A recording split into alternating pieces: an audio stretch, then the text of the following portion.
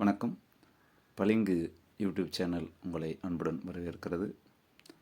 இன்று நாம் திருக்குறளில் கல்வி என்ற அதிகாரத்தில் உள்ள குறட்களின் கருத்துக்களை காணலாம். கல்வி என்பது ஒரு சமூகத்தின் மிக பெரிய ஒரு சொத்து. கல்வி இல்லாத நிலம் கலர் நிலம் என்பார் பாரதிதாசன். கல்வி என்பது நெருப்பால் அழியாது, நீரால் நனைக்க இயலாது, பகைவரால் கவர்ந்து கொள்ள முடியாது என்று தமிழ் மரபில் கல்வியின் பெருமைகள் தொடர்ந்து பேசப்பட்டு வருகின்றன. அந்த வகையில் திருவள்ளுவர் பார்வையில் கல்வி பற்றியும் கல்வியின் சிறப்பு பற்றியும் நாம் அறிந்து கொள்ளலாம். கல்வி முதல் குறள். கற்க கசடு அற, கற்பவை கற்றபின் நிற்க அதற்கு தக என்பது கல்வி என்ற அதிகாரத்தில் இடம்பெற்றுள்ள முதல் குறள் ஆகும். கற்க என்பது கல்வியை நாம் கற்றுக்கொள்வது. கற்றல் என்ற ஒரு விஷயம் இங்கே சொல்லப்படுகிறது. அந்த கற்றல் எவ்வாறு நிகழ வேண்டும் என்று சொன்னால் கசடு அற கற்க வேண்டும் என்று சொல்லப்படுகிறது. இப்போ கசடு என்பது என்னவென்றால், நமக்கு தெரியும், இந்த எள்ளிலிருந்து எண்ணெய் எடுப்பது. அப்போ எண்ணெய் எடுக்கிற ஒரு விஷயம் ஓரளவுக்கு இந்த கிராமப்புற பின்னணியில் இருப்பவர்களுக்கு தெரியும். வேர்க்கடலை அல்லது எள் அல்லது தேங்காய் என்று நாம் இயற்கையாக விளையக்கூடிய வயலில் விளையக்கூடிய விளைபொருளிலிருந்து அதை கொண்டு நாம் செக்கு ஆடுகிற பொழுது எண்ணெய் வரும். அந்த எண்ணெய் கலங்களாக இருக்கும். தொடக்கத்தில் அந்த எண்ணெயை ஒரு பாத்திரத்தில் ஊற்றி வைக்கிற பொழுது அதில் உள்ள அந்த கலங்கள் எல்லாம் அடியில் அப்படியே அதனுடைய கணத்தின் காரணமாக சென்று தங்கிவிடும். அதைத்தான் நாம் கசடு என்று சொல்லுவோம். ஆக கசடு என்பது என்ன என்றால், ஒரு தெளிவை மறைக்கக்கூடிய ஒன்று என்பதாக நாம் மரபாக பயன்படுத்தக்கூடிய ஒரு மரபு சொல்லாக பார்க்கலாம். அப்போ கசடு நீங்க என்றால் அந்த தெளிவு என்பதை மறைத்திருக்கக்கூடிய அறியாமை என்ற ஒன்றை நீங்க கற்பது என்பதாக வள்ளுவர் சொல்லுகிறார். அப்போது தெளிவு என்ற ஒன்று தான் இங்கே கற்றல். அப்போ கற்றல் என்றால் இது சரி இது சரியில்லை என்ற அந்த பிரித்து பார்க்கக்கூடிய ஒரு தெளிவு தன்மையை பெறுவது, தெரியாத செய்தியை தெரிந்து கொள்வது. அப்போ தெரியாத செய்தி என்ற ஒன்று நம் முன்னாடி என்னவாக இருக்கிறது என்று சொன்னால் களங்களாக நிற்கிறது. அதை அறிந்து கொள்வது அல்லது அதை அறிய செய்வது என்பதாகத்தான் இந்த கசடு அற என்று வள்ளுவர் சொல்லுகிறார். ஆக இது ஒரு பண்பாட்டில் வழக்கத்தில் இருக்கக்கூடிய ஒரு சொல்லை இங்கு பயன்படுத்தியிருக்கிறார். அப்படி கற்ற அதை அப்போ கற்பவை, அப்போ கற்பவை என்று பன்மையில் சொல்லுகிறார். நாம் கற்கக்கூடிய செய்திகளை கற்கக்கூடிய விஷயங்களை நாம் என்ன செய்ய வேண்டும் என்று சொன்னால் நடைமுறையில் பின்பற்றி வாழ வேண்டும். அதை தான் சொல்கிறார். கற்பவை அவ்வாறு கற்கக்கூடியவற்றை கற்ற பின், கற்று தெளிந்த பிறகு. அப்போ இங்கே தான் கசடு நீங்க கற்கிறோம். அப்படி கசடு நீங்க கற்ற பிறகு அதன்படி நிற்க, அதன்படி நாம் வாழ்க்கையை வாழ வேண்டும். அப்போ கல்வி என்பது அறியாமையை போக்கிக் கொள்வது, அப்போ அறிவை வளர்த்து கொள்வது என்பதாக சொல்லப்படுகிறது. அவ்வாறு அறிவை வளர்த்து கொண்ட நாம் அந்த அறிவை என்ன செய்ய வேண்டும் என்று சொன்னால் தொடர்ந்து தக்க வைத்து கொள்ள வேண்டும் என்று வள்ளுவர் சொல்லுகிறார். அப்போது நாம் கற்பது என்பது ஏதோ தேர்வுக்கு அல்லது மதிப்பெண் பெறுவதற்கு அல்லது ஒரு விஷயத்தை ஒரு குறிப்பிட்ட பயனுக்காக என்று இல்லாமல் எந்த ஒன்றாக இருந்தாலும் அந்த ஒன்றை நாம் கற்கிற பொழுது அந்த கற்றல் என்ற ஒரு விஷயத்தை நாம் தெளிவாக கற்க வேண்டும். அவ்வாறு கற்ற அந்த செய்தியை, அந்த விஷயங்களை நாம் வாழ்க்கையில் தொடர்ந்து பின்பற்ற வேண்டும் என்பதாக வள்ளுவர் கற்றல் என்பதை பற்றி முதல் குறளில் சொல்லுகிறார். ஆக கற்க, அப்போ கற்க என்பதை என்ன சொல்லுகிறார் என்ற கட்டளை சொல்லாக அவர் பயன்படுத்தார். கல்லுங்கள், கற்றுக்கொள்ளுங்கள். எதை கற்றுக்கொள்ளுங்கள், எவ்வாறு கற்றுக்கொள்ளுங்கள் என்று அடுத்த வினா வருகிற பொழுது அதற்கு சொல்லுகிறார், கசடு அற தெளிவாக கற்றுக்கொள்ளுங்கள், அரைகுறையாக கற்றுக்கொள்ளாதீர்கள். அப்போ இது ரொம்ப முக்கியமான ஒரு செய்தியாக நாம் பார்க்க வேண்டியிருக்கிறது. ஒன்றே கல், அந்த ஒன்றும் நன்றே கல் என்ற ஒரு விஷயமும் நம்ம மரபில் இருக்கக்கூடிய ஒரு விஷயம்தான்.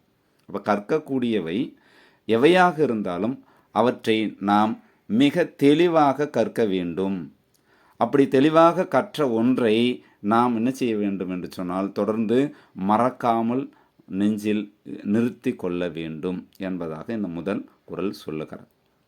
அதற்கடுத்ததாக இரண்டாவது குறள், என் என்ப ஏனைய இழுத்தென்ப இவ்விரண்டும் கண்ணென்ப வாழும் உயிர்க்கு என்று சொல்லுகிறார் வள்ளுவர். இரண்டாவது குறள் என் என்ப. அப்போ ஒன்று எண்ணை பற்றி பேசுகிறார். 1, 2, 3, 4 என்று எண்களை நாம் என்ன செய்யணும் அப்படின்னா தெரிந்து கொள்ள வேண்டும். ஏனைய எழுத்து. அப்போ ஏனைய என்பது எண் நீங்களாக இருக்கக்கூடிய எழுத்து முதலானவை என்பதாக நாம் பார்க்க வேண்டியிருக்கிறது. அப்போ எண்ணும் எழுத்தும் கண்ணெனத்தகும் என்று நாம் கேள்விப்பட்டிருப்போம். அப்போ எண் எழுத்து என்ற 2 நிலைகளில் இந்த கற்றல் என்பதை நாம் பார்க்கிறோம். அப்போ இங்கே எண்ணும் ஏனைய எழுத்து முதலான பிற செய்திகளையும், அப்போ இந்த 2 வகைப்பாட்டுக்குள்ள கல்வி என்பதை வள்ளுவர் அடக்குகிறார். அப்போ ஒன்று எண் தொடர்பானது, மற்றொன்று எழுத்து தொடர்பான விஷயங்கள். அப்போ எழுத்து பின்புலத்தில் அறியக்கூடிய செய்திகள் என்பதாக அதை நாம் புரிந்து கொள்ளலாம். இந்த 2ம் என்ன என்றால் அது கண் என்று சொல்லுகிறார். அது நமக்கு பார்த்தோன்னா முகத்தில் இருக்கக்கூடிய கண் போன்று மிக முக்கியமான ஒன்று. அப்போ கண் இல்லை என்று சொன்னால் உலகத்தை பார்க்க முடியாது. அப்போ உலகத்தை பார்த்து நாம் மகிழ வேண்டும் என்று சொன்னால், உலகத்தை பார்த்து நாம் இன்பமாக வாழ்க்கையை வாழ வேண்டும் என்று சொன்னால், அதற்கு என்ன வேண்டும் என்று சொன்னால் இந்த எண்ணும் எழுத்தும் தேவை என்பதாக வள்ளுவர் ஒரு கருத்தை சொல்லுகிறார். அப்படி என்றால் கல்லாதவர்களுக்கு இந்த உலகத்தில் வாழக்கூடியவர்கள் கண்ணில்லாதவர்கள் என்று நாம் பொருள் கொள்ளலாமா என்று சொன்னால், அப்படி நாம் பார்ப்பது கொஞ்சம் முக்கியமான ஒரு செய்தியாக பார்க்க வேண்டியிருக்கிறது. அப்போது எண்ணும் எழுத்தும் தெரிந்தவர்களுக்கு தான் கண் இருக்கிறது என்பதாக நாம் பார்க்க முடியுமா என்ற ஒரு வினா இங்கே எழுகிறது. அப்போ அது குறித்து நாம் விரிவாக பேச வேண்டியிருக்கிறது. அதற்கு அடுத்த குறள் இதோட தொடர்புடையதாக இருக்கிறது. கண்ணுடையார் என்பர் கற்றோர். அப்போ இந்த இரண்டாவது குறளினுடைய தொடர்ச்சியாக இந்த மூன்றாவது குறளை பார்க்க வேண்டியிருக்கிறது. அப்போ இங்கே எண்ணும் எழுத்தும் கண் என்பதாக சொன்ன வள்ளுவர் இங்கே என்ன சொல்கிறாருன்னா, கண்ணுடையார் என்பார் கற்றோர். அப்போ கற்றோர் என்பவர்கள் தான் கண்ணை உடையவர்கள். அப்போது கல்லாதவர்களுடைய நிலைமை என்னன்னா, அவர்கள் முகத்து 2 புண்ணுடையார் என்று சொல்லுகிறார். அப்போ முகத்தில் 2 புண்களை கொண்டு இருக்கக்கூடியவர்கள் கல்லாதவர்கள் என்று வள்ளுவர் ஒரு கடுமையான ஒரு சொல்லாகத்தான் இதை அவர் பயன்படுத்தியிருக்கிறார். ஆக கல்வியினுடைய இன்றியமையாமை. இப்போ கல்வி என்பது ஒரு சமூகத்திற்கு எந்த அளவுக்கு முக்கியமான ஒன்றாக இருக்கிறது என்பதை வள்ளுவர் வலியுறுத்த இப்படி ஒரு கடுமையான சொல்லை பயன்படுத்தியிருக்கிறார் என்பதாக நாம் புரிந்து கொண்டோம் என்று சொன்னால், இந்த குறளினுடைய அர்த்தத்தை நாம் நேர்மறையாக கொள்ளலாம். இல்லை என்று சொன்னால் அப்போ கல்லாதவங்கள்லாம் கண்ணில்லாதவர்கள் என்று குதர்க்கமான ஒரு கேள்வியை கேட்டால் ஆம் என்று கூட நாம் சொல்லலாம். ஏனென்று சொன்னால் கல்வி அறிவு என்பது ஒரு சமூகத்தினுடைய மிகப்பெரிய செல்வம். அப்போ கல்வி அறிவு உள்ள சமூகம்தான் ஒரு மேம்பட்ட சமூகமாக, நல்ல ஒழுக்கங்களை பின்பற்றக்கூடிய சமூகமாக, நல்ல நெறிகளை பின்பற்றக்கூடிய சமூகமாக இருக்கும் என்று திடமாக நம்புவதால் தான் வள்ளுவர் இந்த அளவுக்கு ஒரு வன்மையான சொல்லை பயன்படுத்தியிருக்கிறார் என்பதாக நாம் புரிந்து கொண்டோம் என்று சொன்னால், இந்த 2 குறட்பாக்கள் இன்றைய காலகட்டத்தினுடைய இந்திய மரபினுடைய பின்னணியில் வைத்து, இன்றைய இந்திய அரசியல் பின்னணியில் வைத்தும் சமூக பின்னணியில் வைத்தும் கல்வி அறிவு பெற்றிருக்கக்கூடிய மாநிலங்களினுடைய பகுத்தறிவு சிந்தனையும் அவர்களுடைய வளமான வாழ்வியல் பின்புலமும் அவர்கள் அரசியலை தேர்ந்தெடுக்கும் முறைகளும் அவர்களுடைய ஆண் பெண் என்ற சமத்துவ உயர்வுகளும் என்று தொடர்ச்சியாக நாம் இந்திய மரபில் இன்று நிகழக்கூடிய அரசியல் பண்பாட்டு ரீதியிலான நிகழ்வுகளை இந்த 2 குறளோடு நாம் ஒப்பிட்டு பார்க்கிற பொழுது, கல்வி அறிவு என்பது எந்த அளவிற்கு இந்த இன்றைய சமூகத்தினுடைய தேவையாக அல்லது ஒரு சமூகத்தினுடைய அடிப்படை தேவையாக இருக்கிறது என்பதை நாம் புரிந்து கொள்ளலாம். அப்போ இந்த பின்னணிகளில் நாம் இந்த 2 குறட்பாக்களையும் வைத்து பார்க்கிற பொழுது கல்வி என்பது நிச்சயமாக ஒரு மனிதனுக்கு கண் போன்றது என்பதில் நாம் சந்தேகம் கொள்வதற்கு அவசியம் இல்லை என்பதை நாம் உணர்ந்து கொள்ளலாம். அப்போது இந்த காட்டுமிராண்டித்தனமாக வாழக்கூடிய அல்லது இந்த மந்தை சமூகமாக ஆட்டு மந்தைகள் போல யாரோ ஒருத்தர் ஒரு செய்தியை சொன்னால் அதை அப்படியே கண்மூடி நம்பி அவர் பின்னால் செல்லுகிற, உணர்ச்சி வயப்படுகிற அல்லது தொடர்ச்சியாக சமூகத்தினுடைய அடிப்படை தேவைகளையும் நம்முடைய எதிர்பார்ப்புகளையும் மக்களினுடைய உள்ளங்களையும் புரிந்து கொள்ளாமல் தடுக்கிற இந்த மடமைத்தனத்திற்கெல்லாம் எதிரானது கல்வி என்பதை நாம் புரிந்து கொள்ளுகிற பொழுது கல்வி என்பது எந்த அளவுக்கு அவசிய தேவை என்பதை உணர்ந்ததான் வள்ளுவர் கல்வியை என்ன சொல்கிறார் அப்படின்னா கண் போன்றது உயிர்களுக்கு என்று சொல்கிறார். உயிர்களுக்குன்னு சொல்கிறார். பொதுவாக அவர் ஒரு ரொம்ப முக்கியமான ஒரு விஷயம் சொல்கிறார். அப்போ உயிரோடு ஒரு மனிதன் இருக்கிறான். அப்போ இன்னும் நுட்பமாக நாம் பார்க்கிற பொழுது அது உயிருக்கே முக்கியம் அப்படிங்கிறார். அப்போ மனிதன் கூட சொல்லலாம், மனிதன் என்ற ஒரு சொல்லை கூட அவர் பயன்படுத்தலை. இப்போ இங்கே கல்லாதவர் அப்படிங்கிறார். அப்போ இங்கே என்ன சொல்கிறார் அப்படின்னா உயிர்களுக்கு கண் போன்றது எது? எண்ணும் எழுத்தும். அப்போ கல்வியினுடைய 2 வடிவங்களாக இருக்கக்கூடிய எண் எழுத்து முதலான பின்புலத்தில் நாம் அறிந்து கொள்ளக்கூடிய இந்த கற்றல் என்பது, இந்த கல்வி செல்வம் என்பது மனிதர்களுக்கு மிக மிக முக்கியம் என்பதாக வள்ளுவர் சொல்லுகிறார் என்பதாக நாம் இதை புரிந்து கொண்டோம் என்று சொன்னால் இந்த குறளினுடைய கால தேவையை நாம் மிக தெளிவாக புரிந்து கொள்ளலாம். அதற்கடுத்து இந்த கல்வியினால் நிகழக்கூடிய நன்மை என்ன, மகிழ்ச்சி என்ன என்பதை பற்றி 4வது குறளில் சொல்லுகிறார். உவப்ப தலைக்கூடி உள்ள பிரிதல் அனைத்தே புலவர் தொழில். அப்போ புலவர்னுடைய செயல் என்ன அப்படின்னா அவங்க மகிழ்ச்சியாக கூடி நல்ல உரையாடல்களை நிகழ்த்துவார்கள். அப்போ உவப்ப தலைக்கூடி மகிழ்ச்சியாக புலவர்கள் ஒருவரோடு ஒருவர் கலந்து உரையாடல்களை நிகழ்த்துவார்கள். அந்த உரையாடலில் என்ன நடக்கும் அப்படின்னா சில சங்கடங்கள் நேரலாம், கருத்து முரண்பாடுகள் நேரலாம். அந்த கருத்து முரண்பாடு என்பது ஒரு உச்சத்தை அடையலாம். என்றாலும் அந்த கருத்து முரண்பாடு என்பது ஒரு ஆரோக்கியத்தனமாக இருக்கும். அப்படிப்பட்ட ஒரு உரையாடலை நிகழ்த்திய பிறகு அவர்கள் அங்கிருந்து பிரிகிற பொழுது, அப்போ பிரிகிற பொழுது என்ன செய்வாங்கன்னா வருத்தத்தோடு பிரிவாங்க. அப்போ உள்ள பிரிதல். அப்போ உவப்ப தலை கூடி உள்ள பிரிதல். அப்போ பிரிவது என்பது என்ன அப்படின்னா அவங்க உள்ளத்தால் பிரியலைங்க, உள்ளத்தால் உடன்படுகிறார்கள். அங்கிருந்து பிரிகிற பொழுது அந்த பிரிவு என்பது அவர்களுக்கு வருத்தத்தை தரக்கூடிய ஒன்றாக இருக்கிறது. இது புலவர்களுடைய இயல்பான செயல். அப்போ புலவர்களுடைய இயல்பு என்று வள்ளுவர் சொல்லுகிறார்.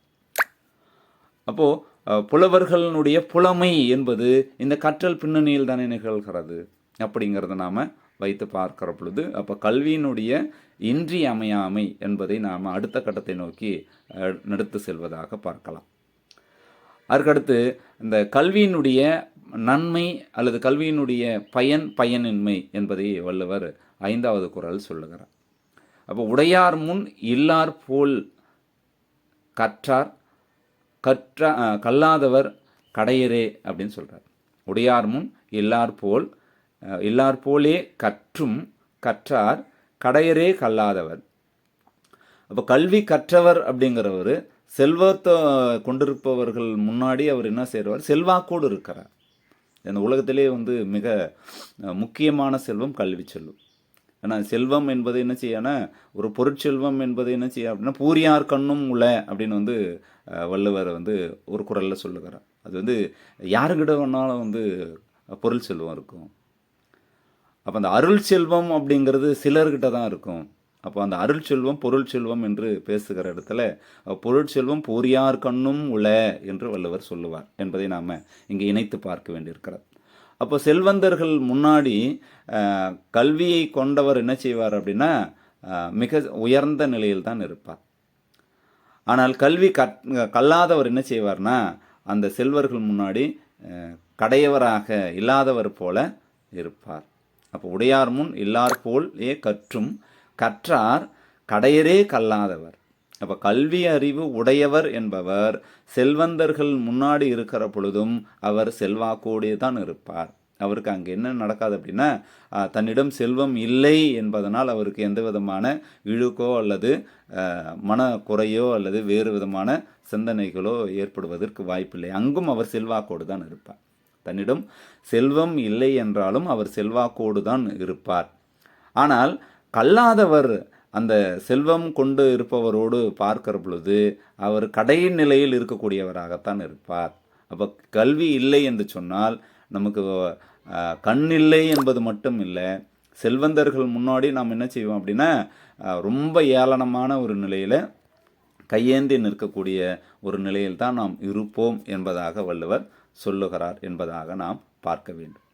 அப்போ கல்வியினுடைய இன்றியமையாமை. அப்போ இங்கே புலவர்கள் எப்படி மகிழ்ச்சியாக இருப்பார்கள் என்று பார்க்கிறோம். இங்கே செல்வந்தர்கள் முன்னாடி அந்த கல்வியை கற்றவர்கள் செல்வாக்கோடு இருப்பார்கள் என்று கல்வியினால் வரக்கூடிய பயன்களை இந்த 2 குறள்களும் நமக்கு சொல்லுகின்றன என்று நாம் பார்க்கிறோம். சரி, இப்படிப்பட்ட கல்வியை நாம் எவ்வாறு கற்க வேண்டும்? சரியா? அப்போ அந்த கற்றல் என்ற நிகழ்வு எப்படி தொடர்ந்து நிகழ்ந்து கொண்டே இருக்க வேண்டும் என்பதை இந்த 6வது குறள் சொல்லுகிறது. தொட்டனைத்தூரும் மணற்கேணி மாந்தர்க்கு கற்றனைத்தூரும் அறிவு. அப்போ ஒரு அற்புதமான ஒரு ஓமையை சொல்லுகிறார். நமக்கு இது கேணிங்கிறது இன்றைய காலகட்டத்தில் வயல் அப்படிங்கிற நம்ம பயன்படுத்துகிறோம். ஆனால் வள்ளுவர் கேணி என்பதை கிணறு என்ற சொல்லில் பயன்படுத்தியிருக்கிறார். அப்போ கிணறு என்ற பொருளில் பயன்படுத்தியிருக்கிறார். இன்றைக்கும் நம்ம கேணிக்கு போயிட்டு வரோம் அப்படின்னு வயக்காட்டு நிலம், அது கிணறு உள்ள நிலத்தை ஒட்டி உள்ள பகுதிக்கு சென்று வருவதை தான் நம்ம கேணிக்கு போகிறோம் அப்படின்னு சொல்லுவோம். அதுவே மேட்டு நிலத்துக்கு போகும்போது காட்டுக்கு போகிறோம் அப்படின்னு சொல்கிற ஒரு வழக்கமும் கூட இன்று பார்த்திங்கன்னா கிராமப்புற வட்டார வழக்கில் இருக்கிறத நம்ம பார்க்க முடியும். அப்போ இந்த கிணறு என்பது எந்த அளவுக்கு நாம் தோண்டுகிறோமோ, தோண்ட என்ன செய்யும் அப்படின்னா அந்த கிணறு ஊறும். இரண்டாவது, அந்த தோண்டி முடித்த பிறகு அந்த ஊறிய நீரை நாம் வெளியெடுக்கிற பொழுது, தொடர்ச்சியாக அந்த நீரை நாம் வெளியெடுத்து பயன்படுத்துகிற பொழுது எந்த அளவுக்கு அந்த நீரை நாம் உறிஞ்சி வெளியே எடுக்கிறோமோ அந்த அளவுக்கு அந்த அந்த கிணறு என்ன செய்யும் அப்படின்னா நீர் சுரக்கும். அந்த நீர் என்பது ரொம்ப புதுமையாக அது சுத்தமான நீராக இருக்கும். உடனே இன்றைய நவீன காலத்தில் போர் போட்டு உறிஞ்சுற மாதிரி எல்லாம் நம்ம இதை நினச்சிடக்கூடாது. அந்த காலத்தில் கிணறு அப்படிங்கிறது ரொம்ப அரிதாகத்தான் பயன்பாட்டில் இருந்தது அப்படிங்கிறத நம்ம இங்கே மனசில் வச்சுக்கணும். ஏன்னா அந்த காலத்தில் நீர்நிலை என்பது ஏரி, குளம், குட்டை என்பதாக இருந்தது. மிக அரிதாக கிணறு என்பது இந்த வயல்வெளி ஒட்டிய பகுதிகளில் மக்கள் உருவாக்கிய ஒரு நீர்நிலை. அந்த கிணறு என்பது அவர்கள் தொடர்ச்சியாக நீரை வெளியில் எடுக்கிற பொழுது அந்த நீர் தெளிவாக சுத்தமான நீராக இருக்கும். அப்போ அப்படி தெளிவான சுத்தமாக இருக்கக்கூடிய அந்த நீர் குடிப்பதற்கு ஏற்ற ஒரு நீராக இருக்கும். அப்போது அது என்ன செய்யணும்னா மக்களினுடைய பயன்பாடு என்ற ஒன்றை சார்ந்ததாக இருக்கிறது. அப்போ கிணற்றில் உள்ள அந்த நீரானது வெளியில் எடுக்க அந்த நீர் சுரந்து கொண்டே இருக்கும். அவ்வாறு சுரக்கக்கூடிய அந்த நீர் தூய்மையானதாக இருக்கும். அப்போ 2 விஷயங்கள் சொல்லப்படுது. நீர் சுரந்து கொண்டே இருக்கும். 2வது, அவ்வாறு சுரக்கக்கூடிய நீர் என்பது புதுமையான நீராக இருக்கும், புதிய நீராக இருக்கும், கலங்கல் நீராக இருக்காது. அப்போ அதுதான் வள்ளுவர் சொல்லுகிறார். அதை வைத்துக்கொண்டு மாந்தர்க்கு கற்றனைத்தூரும் அறிவு. கற்க புதிய புதிய கருத்துக்கள் வந்துக்கிட்டே இருக்கும். இப்போ அறிவுங்கிறது என்ன செய்யும் அப்படின்னா தொடர்ந்து என்ன செய்யும் அப்படின்னா விருத்தி ஆகிக்கொண்டே இருக்கும். அந்த விருத்தி ஆகக்கூடிய அந்த அறிவு என்பது புதுமையானதாகவும் இருக்கும். அப்போ 2 விஷயம் சொல்கிறாருங்க. அப்போ கற்க அந்த நபருக்கு என்ன செய்யணும், ஒரு மகிழ்ச்சி என்ற ஒன்றை அது உருவாக்கும். அந்த மகிழ்ச்சியோடு கூட புதிய புதிய கருத்தியல்களை அந்த கற்கக்கூடிய ஒன்று என்ன செய்யணும், உருவாக்கி கொண்டே இருக்கும். எவ்வாறு கிணறு இறைக்க புதிய நீர் சுரப்பதோடு அந்த நீர் என்பது குடிப்பதற்கு ஏற்றதாக இருப்பது போல இங்கே கற்க புதிய கருத்துக்கள் என்பது வருவதோடு அவருக்கு இன்பத்தையும் அது தொடர்ந்து கொடுத்து கொண்டே இருக்கும் என்பதாக வள்ளுவர் சொல்லுகிறார். அப்போ இது கல்வியினுடைய ஒரு நிலை என்பது தொடர்ச்சியான ஒன்றாக தொடர் வாசிப்பாக இன்று வாசிப்பு என்பது தொடர்ந்து குறைந்து வரக்கூடிய சமூக பின்னணியில் இந்த குறள் மிக மிக முக்கியமான கால தேவையாக நாம் பார்க்க வேண்டியிருக்கிறது. இன்று கற்பித்தல் என்பதில் பார்த்திங்கன்னா மிக மிக மிக எதிர்பார்க்கக்கூடிய ஒன்று என்னென்னா தொடர்ச்சியான வாசிப்பு. இப்போ வாசிப்பு என்பது இன்று மெல்ல மெல்ல மெல்ல குறைந்து வரக்கூடிய இன்றைய சமூக பின்னணியில் திருவள்ளுவரினுடைய இந்த குறள் என்பது காலத்தின் மிக மிக தேவையான ஒரு சிந்தனையாக நாம் கொள்ள வேண்டி இருக்கிறது. அதற்கடுத்து இப்படிப்பட்ட இந்த கல்வியை நாம் எப்படி கற்க வேண்டும், அதற்கடுத்து சொல்லக்கூடிய குறள் ரொம்ப முக்கியமான ஒரு குறளாக இருக்கிறது. யாதானும் நாடாமல் ஊராமல் என்று ஒருவன் சாந்துணையும் கல்லாதவாறு. எந்த ஊருக்கு போனாலும், எந்த நாட்டுக்கு போனாலும், எந்த இடத்துக்கு போனாலும் கல்வியை பெற்றவர்களுக்கு என்ன இருக்குது அப்படின்னா பெருமை இருக்கிறது. அப்போ நீங்கள் எந்த ஊர், எந்த நாடு, என்ன மொழியை பேசுகிறீங்க என்றெல்லாம் ஆராயாமல் கற்றவரா கல்லாதவரா என்று தான் இன்றைய சமூகம் ஒருவரை அடையாளம் காணுகிறது. இப்போ கல்வி என்பது ஊர், நாடு, மொழி என்ற எல்லையை கடந்து அறிஞர், கற்றவர் என்ற பின்னணியில் அவரை வைத்து பார்க்கிறது. அப்படிப்பட்ட ஒரு பெருமையை தரக்கூடிய ஒரு கல்வியை சாந்துணையும் நாம் கல்லாமல் இருக்கலாமா? அப்போ சாகர வரை என்ன செய்யணும் அப்படின்னா கற்றுக்கொண்டே இருக்க வேண்டும் என்று சொல்லுகிறார்.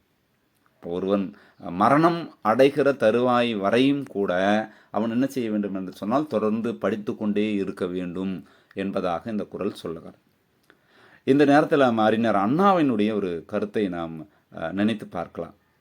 அவர் ஒரு அறுவை சிகிச்சை செய்ய வேண்டிய ஒரு சூழலில் ஒரு புத்தகத்தை வாசித்து கொண்டிருந்த புத்தகத்தை நான் முடித்து விடுகிறேன், இந்த அறுவை சிகிச்சை நாளை வைத்து கொள்ளுங்களேன் என்று மாற்றி வைத்ததாக ஒரு செய்தி அவர் பின்னணியில் சொல்லப்படுகிறார். அப்போ ஒரு நோயாளியாக இருக்கக்கூடிய ஒருவருக்கு மருத்துவர்கள் இன்று அந்த நோய்க்கான மருத்துவம் பார்த்து முடித்தே ஆக வேண்டும், அறுவை சிகிச்சை செய்தாக வேண்டும் என்று நாள் குறித்த பின்னணியில் தான் படித்து கொண்டிருந்த அந்த புத்தகத்தை முடிக்கிற வரைய என்ன செய்யுங்க அப்படின்னா அறுவை சிகிச்சை தள்ளி வையுங்கள் என்று நினைத்திருக்கிறார் என்று சொன்னால் அவர் எந்த அளவுக்கு வாசிப்பின் மீது ஈடுபாடு உடையவராக இருந்திருக்கிறார் என்பதை நாம் பார்க்கிற பொழுது நமக்கு அது மெய்சிலிருக்கத்தான் செய்கிறது.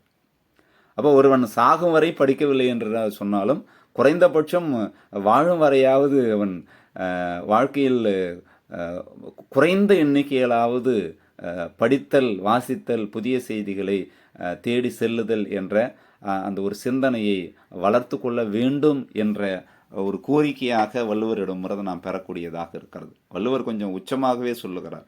ஒருத்தன் பார்த்தீங்கன்னா இவ்வளவு பெருமையை தரக்கூடிய ஒரு கல்வியை ஏன் நம்ம சாகும் வரை படிக்காமல் இருக்கிறோம்? அப்போ ஒரு சமூகம் ஏன் கல்லாத சமூகமாக இருக்கிறது? கல்வியால் இவ்வளவு பெருமை கிடைக்கிறது என்று இருக்கிற பொழுது அப்படி பெருமையை தரக்கூடிய ஒரு கல்வியை நாம் ஏன் விட வேண்டும் என்ற இந்த வள்ளுவரனுடைய இந்த கருத்து என்பது மிக மிக கால தேவையாக நாம் பார்க்க வேண்டியிருக்கிறது. சரி, இப்படிப்பட்ட இந்த கல்வி எத்தகைய பயனை தரும் என்று வள்ளுவர் சொல்லுகிறார்.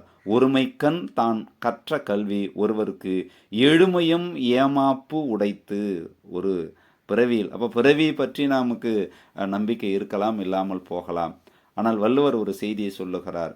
நாம் இந்த பிறவியில் ஒரு வேளை சொத்து சேர்த்தாலும் அல்லது மற்ற விஷயங்களை ஏதாவது நாம் செய்தாலும் அது அடுத்த பிறவிக்கு கொண்டு செல்ல முடியுமா அப்படின்னா அது கேள்விதான்.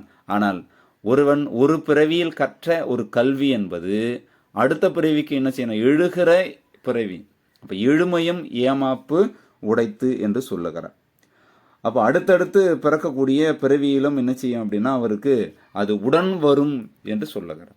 அப்போ இந்த பிறப்பு பற்றிய நம்பிக்கை நமக்கு இருக்கலாம், இல்லாமல் போகலாம். ஆனால் கல்வி என்பது என்ன செய்யும் அப்படின்னா ஒரு மனிதனுக்கு தொடர்ந்து அவனோடு வரும் என்பதான ஒரு செயல், ஒரு செய்தி என்பது வள்ளுவர் சொல்லுவது என்பது கல்வியினுடைய அவசியம்.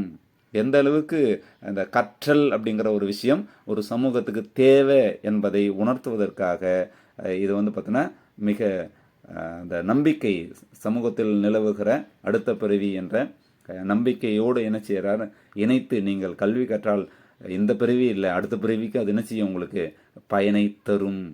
ஆகவே கல்வி என்ன செய்யுங்க? கற்றுக்கொள்ளுங்கள், கற்றலை விட்டுவிடாதீர்கள் என்று கூற வருவதாக நாம் இதை புரிந்து கொள்ளலாம். அதற்கடுத்து இந்த கல்வியினுடைய இன்னொரு பெருமையை பேசுகிறார். தாம் இன்புறுவது உலகின் புறக்கண்டு காமுறுவர் கற்றறிந்தார்.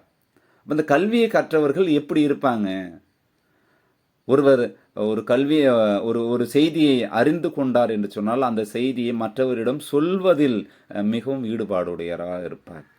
தான் அடைந்த இன்பம், தான் கற்று தெளிந்த அந்த இன்பத்தை பற்றி, அந்த செய்தியை பற்றி 4 பேருக்கு சொல்லணும் என்ற ஒரு ஆவல், ஒரு ஆசை என்பது கற்றவரிடம் உண்டாகும். சரி, அப்படி சொல்வதனால் என்ன கிடைக்கும் அப்படின்னா, அவர்களுக்கு அதன் மூலம் ஒரு இன்பம் கிடைக்கும். அப்போ இதான் சொல்வார், தான் இன்புறுவது. ஒரு கல்வி கற்பதன் மூலமாக முதல் என்ன நடக்குது அப்படின்னா, தனக்கு இன்பம் வருகிறது. அந்த இன்பத்தை மற்றவர்களிடம் சொல்லுகிற பொழுது அந்த இன்பத்தை அவர்கள் அடைவதை பார்த்து என்ன செய்வாங்கன்னா மிகவும் விரும்புவார்கள். காமுறுவர் கற்றறிந்தார். அப்போ என்ன சொல்றாருன்னா, ஒருவர் ஒரு செய்தியை அறிந்து கொள்ளுகிறார், ஒரு புத்தகத்தை வாசிக்கிறார், அல்லது ஒரு புதிய அறிவியல் கண்டுபிடிப்பை பற்றி தெரிந்து கொள்கிறார் என்று சொன்னால் அதை உடனடியாக மற்றவருக்கு சொல்ல வேண்டும் என்று தான் விரும்புவார்கள். அப்படி மற்றவர்களுக்கு சொல்ல வேண்டும் என்ற அந்த விருப்பம் ஏன் வருகிறது, அந்த ஆவல் ஏன் வருகிறது, அந்த வேட்கை ஏன் வருகிறது என்று சொன்னால் அவர்களுக்கு அதனால் என்ன செய்யும், இன்பம் வரும். உலகின் புறக்கண்டு, உலகத்தினுடைய அந்த புற உலகத்தில் அடையக்கூடிய அந்த இன்பமா மற்றவர்கள் அந்த செய்தியை அறிந்து கொள்வதன் மூலமாகவோ அந்த கருத்தை தெரிந்து கொள்வதன் மூலமாகவோ அவர்களுக்கு ஒரு நன்மை உண்டாகும் என்பதை இவர்கள் நினைக்கிற பொழுது இவர்களுக்கு என்ன செய்தான், இன்பம் உண்டாகும். இப்போ கல்வி என்பது கற்ற அவருக்கு மட்டுமே இன்பத்தை தராது. அந்த கல்வியை கற்ற நபர்கள் மற்றவர்களுக்கு அதை சொல்லுகிற பொழுது அந்த கேட்டவர்கள் இன்பம் அடைவார்கள். கேட்டவர்கள் அடைந்த அந்த இன்பத்தை பார்த்து அந்த சொன்னவர்கள் இன்பம் அடைவார்கள். இப்போ கல்வி என்பது தன்னை மட்டுமல்ல, தன்னை சூழ்ந்துள்ள மற்றவர்களையும் என்ன செய்யும் அப்படின்னா மகிழ்ச்சி அடைய வைக்கும். அப்போ இதனால் தான் வள்ளுவர் கற்றல், அப்போ கற்க என்று சொல்லுகிறார். அப்போ கல்வி என்பது இந்த அளவுக்கு தன்னை சூழ்ந்து உள்ளவர்களையும் மகிழ்ச்சியில் ஆழ்த்துகிற, மகிழ்ச்சியை நோக்கி நகர்த்துகிற ஒரு பண்பை இந்த கல்வி கொண்டிருப்பதால் தான் கல்வியை எல்லோரும் கற்றுக்கொள்ளுங்கள் என்று வள்ளுவர் சொல்லுகிறார். இந்த கல்வியினுடைய முக்கியத்துவத்தை இறுதியாக இப்படி முடிக்கிறார். கேடில் விழு செல்வம். அப்போ கல்விங்கிறது என்னதுன்னா கேடு இல்லாதது. கேடில், அப்போ கேடு இல்லாத மிக சிறந்த செல்வம், விழுமிய செல்வம், சிறந்த செல்வம். கல்வி என்பது கேடு இல்லாத செல்வம். அப்போ ஒரு மனிதனுக்கு, யாருக்கு அப்படின்னா ஒருவருக்கு, மனிதருக்கு என்ன வேணும் அப்படின்னா கல்விங்கிறது வேணும். அந்த கல்வி எப்படிப்பட்டது என்று சொன்னால் அது கேடு இல்லாதது, துன்பத்தை தராதது, தீங்கினை தராதது. அப்போ கல்வி இன்பத்தை தரும் அப்படின்னு சொல்றாருங்க. தாம் இன்புறுவது. அப்போ கல்வி என்பது தன்னை என்ன செய்யும் அப்படின்னா மகிழ்ச்சி அடைய செய்யும். அப்போ தன்னை மகிழ்ச்சி அடைய செய்யக்கூடிய அந்த கல்வி எப்படிப்பட்டது என்று சொன்னால் அது குற்றம் இல்லாதது, தீமை தராதது, அது சிறந்த செல்வம், செல்வங்களுக்கெல்லாம் தலையானது, சிறந்த செல்வம். அந்த செல்வத்துக்கு நிகராக எதுவுமே இல்லை, மாடல்ல மற்றையவை, அந்த செல்வத்துக்கு நிகரானது. அப்போ நிகர் அற்ற ஒரு செல்வமாக அந்த கல்வி செல்வம் இருக்கிறது. எதையும் அதுக்கு எதிராக பார்த்தீங்கன்னா பன்மையில் சொல்றார், மற்றையவை. உலகத்தில் உள்ள மற்ற எந்த செல்வத்தையும் நீங்கள் அதற்கு ஈடாக வைத்து பார்க்க முடியாது என்று வள்ளுவர் சொல்லுகிறார். ஒருவேளை உலகத்தில் உள்ள மற்ற செல்வங்களை எல்லாம் ஒரு தராசில் வைத்து கொண்டு கல்வி செல்வத்தை ஒரு தராசில் வைத்தோம் என்று சொன்னால் கல்வி செல்வம் என்ன செய்யும் அப்படின்னா உயர்ந்து நிற்கும் என்பதாக வள்ளுவர் கருத்தை சொல்லுகிறார் என்பதாக நாம் புரிந்து கொள்ளலாம். ஆக இப்படிப்பட்ட கல்வி செல்வத்தை நாம் என்ன செய்ய வேண்டும் என்று சொன்னால் கசடு அற கற்க வேண்டும். மாசு இல்லாமல், குறை இல்லாமல், குற்றம் நீங்க கற்க வேண்டும். இது நல்ல, இது கற்க வேண்டியது, இது தவிர்க்க வேண்டியது என்பதை தெரிந்து கற்க வேண்டும். அப்படி கற்ற அந்த கல்வியின்படி தன்னுடைய வாழ்க்கையை வாழ நாம் முன்வர வேண்டும் என்பதாக வள்ளுவர் விரும்புகிறார் என்பதாக கல்வியினுடைய சிறப்பை நாம் உணரலாம் என்பதை கூறி இந்த கல்வி பற்றிய வள்ளுவரினுடைய கருத்தை நாம் நிறைவு செய்யலாம். நன்றி. மீண்டும் இன்னொரு காணொளியின் மூலம் நாம் சந்திக்கலாம். நன்றி.